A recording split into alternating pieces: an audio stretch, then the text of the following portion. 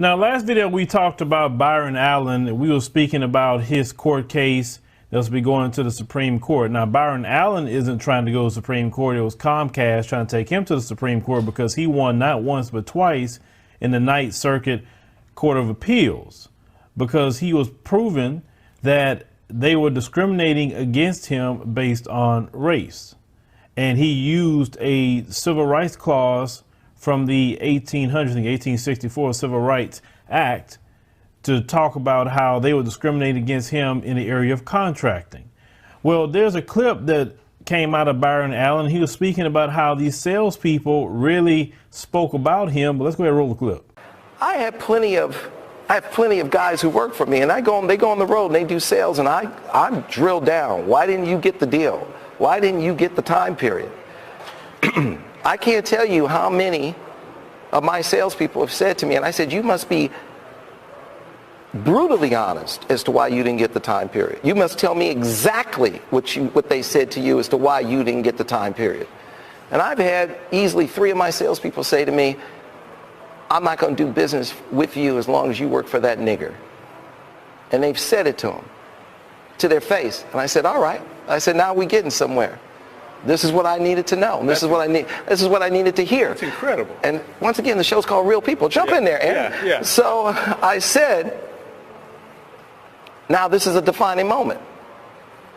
I know who I am. There is no walking away from me. But you're white. You can walk away. You have to decide if you walk away, because it is going to be harder working for me than a white guy. This is the moment you must decide, do you stay and fight or do you cave? And without exception, they all stayed and fight, and they made better salesmen out of those guys because they said that to them. It was something I could never give them. I couldn't take their constitution to that level. That's just one example of that resistance making me unstoppable. So I needed both. I've seen guys have the red carpet rolled out for them. Get a little choppy, they trip and fall. But I've also had the resistance. I know that if I lost it all tomorrow, I could build it back bigger and better day after tomorrow. Now, Byron Allen told something that a lot of us know, but didn't really hear it like this. You see, these people always trying to sabotage us in business. They don't play fair. The hatred goes extremely deep. We look at just the other day where there was a video of a little white girl that's going up to black children and calling them N-words. You understand? They teach them early to have a hatred for black people. So it don't matter if you're a black person that don't have a lot, or a black person that's worth $300 million like Byron Allen. They will try to sabotage you. See, I see the process. I see what they do. And yes, Byron Allen can go to the Supreme Court, and I hope the brother win. I really do, because that would be a great thing. But when I look at this and I see it, and I constantly see the sabotage, I constantly see how black people in small business trying their best to grow their businesses, okay? And they have a hard time of getting capital. These same people that said we don't want to give you any business as long as you're working for the N-word, it's the same people in the banks. The same exact people.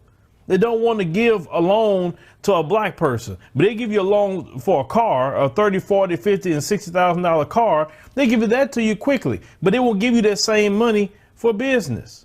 Why? Because they don't want you to catch up anytime soon with them. Now, you look at a man like Byron Allen, you look at all the talent that he have, and this is what I'm going to bring up now. If Byron Allen was to do like Steve Harvey's doing right now and take his talents to, let's say, South Africa, right off the rip, he's going to not deal with the sabotage anymore. That's going to be like a plus for him.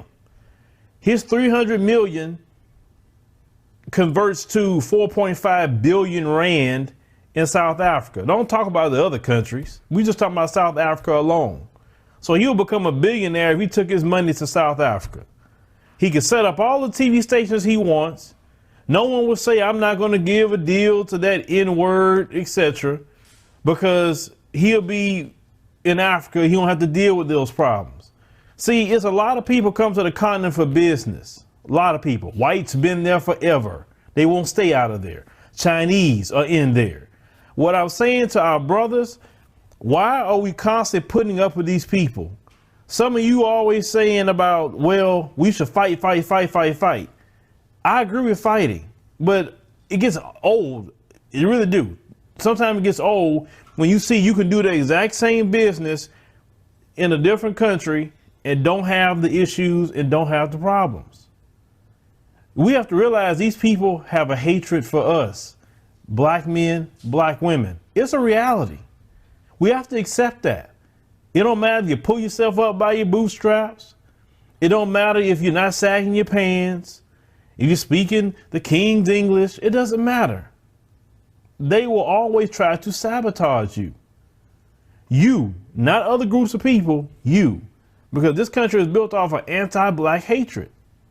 And it's still maintained that way. Look at the race soldiers. And when some of you say, well, that's running, that's this, I'll say, what mechanism have you set up to protect other black people from dealing with race soldiers? If you could tell me the mechanism, if you could tell me the group, if you could tell me anything that you have set up so I can say, okay, well, don't do this and don't do that because you're going to be protected by the community. If you could show me that, I mean, because of Byron Allen going through this or some brother being pulled over for, racial profiling, like how are you going to protect them? I saw a story where a brother got sick and tired of these folks harassing him and got him in a court case. He said, if I get this case, I'm out of here. Brother saved up his money and he went to Ghana because he said, I can't deal with these people no more. I'm tired of their racism. The fact is, it's just, for me, I just think it's old because these people are not going to stop. Over and over and over and over and over, they try to sabotage you. They're not trying to sabotage the Asian man. And that's the frustrating part. You see how they're not trying to sabotage everybody else that's coming in here. You see it. They blatant with the hatred for us. Even when we're trying to compete. Look at Ice Cube. He tried to get some TV stations, right? What did they do? Sabotage that. Black Wall Street. What did they do? Destroy, sabotage that. All the black towns, running black people out of their towns. Look at the stuff I covered not too long ago about how they took millions and millions of acres of land that had a bunch of natural resources on it. They took black people's land, murdered black people, burnt up the paperwork so black people can't prove that's their land and white people getting it for cheap. I mean, this stuff had been going on for hundreds and hundreds of years. Nothing has changed. Nothing. You can't make a crooked branch straight. That's what I'm trying to tell us. I think it's silly to think that we're going to deal with a group of people. We're talking about collectively in the way this country run, a group of people that prove every day that they can't stand us, they don't like us, and they show it. I mean, that is ugly and evil to say that about that brother. I'm not going to give you any business as long as you work for that N-word. Didn't say his product wasn't good.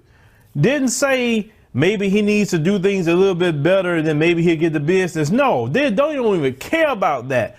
Just because he is a black man, that's why I won't even give you the sale, Mr. White Man that worked for the black man. I was told a story about another brother. He had hired a white woman to make some negotiations to get some capital. And while the white woman made the negotiation, there was time to sign it. So she was there and also the two brothers that actually own the company. The white men at the table were saying, well, who they work for you? Talking about the black brothers. He said, no, I work for them. They got bothered extremely quick and got and said, no, we don't want to do the deal and walked off and didn't want to do the deal with the capital. So as long as it was a white woman, they thought the white woman owned it. They was cool. They liked the pitch. They liked the company. They liked everything that was offered. But just because they seen two black men sitting there, they said, oh, no. I'm not doing that.